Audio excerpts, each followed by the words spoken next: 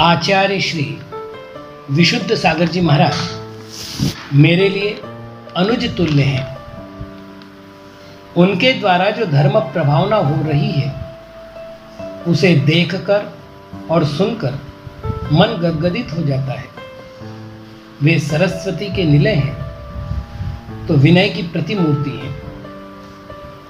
ईस्वी सन 2018 में श्रवण बेलगोला महामस्तकाभिषेक के अवसर पर हम दोनों पहली बार मिले। कुछ दिनों तक संग साथ में रहा। उस प्रसंग की स्मृतियां आज भी स्मृति पटल पर अंकित हैं। वे समय की नियामकता, आवश्यकों की परिपूर्णता, शब्द ब्रह्म की साधना, वैयावृत्ति आदि अप्रतिम गुणों के भंडार हैं। भाषा में शब्दों का समायोजन है तो मन पर संयम का अंकुश है। उनके व्यक्तित्व में जो आकर्षण है उससे जीव समुदाय स्वयं आकर्षित हो जाता है।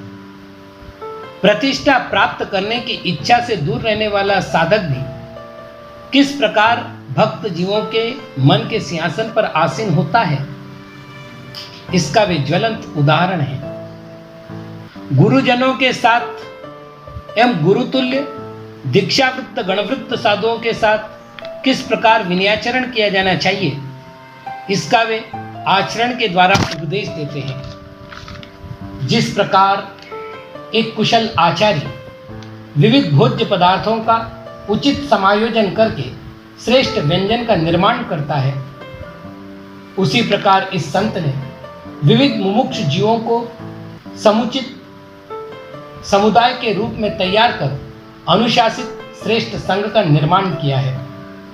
अल्पायु के धारक, विरक्त मनस्वी, ध्यानाध्ययन में रत रहने वाले उनके संग को देखकर ऐसा लगता है कि मूर्तिमान मोक्ष इस धरातल पर अपने दर्शन देने के लिए आतुर है। आचार्य श्री भी अपने शिष्यों को पिता के समान अनुशासन में रखते हैं, माता के समान वात्सल्य देते हैं और मित्र के समान उनका हित करते हैं। अहंकार से अस्पर्शित आचार्य श्री के प्रवचन प्रायः आध्यात्मिक विषयों पर हो रहे हैं। यह कोरा वाक्य विन्यास नहीं, अपितु वह उपदेश न्याय की कसौटी पर कसा हुआ है। उनके द्वारा प्ररूपित विविध देशनाएं आज स्वाध्याय प्रेमी भव्य जीवों का मोक्ष मार्ग प्रशस्त कर रही है। आचार्य श्री निरंतर नासाग्र मुद्रा में रहने का प्रयत्न करते हैं। विकथा, आत्म प्रशंसा, परनिंदा आदि से दूर रहकर स्वात्मान्वेषण करने का प्रयत्न करते रहते हैं। वे अपने मूलोत्तर गुणों का निर्दोष परिपालन करने के लिए कठोर रहते हैं, परंतु शिष्य और भक्तों को अपने स्मित हास्य के द्वारा अभयदान प्रदान करते रहते हैं। इतिहास, प्राचीन संस्कृति, आयतन रक्षण आदि के प्रति भी वे सावधान चित्त रहते हैं। उनका 50वां अवतरण दिवस आया है। 50 वर्षों में से 30 वर्षों से अधिक वर्ष उन्होंने आत्म साधना में व्यतीत किए हैं। मैं उन्हें प्रति नमोस्तु करता हूँ और यही भावना करता हूँ कि वे अपने नाम को अनवर्थक बनाते हुए विशुद्धि के सागर बने।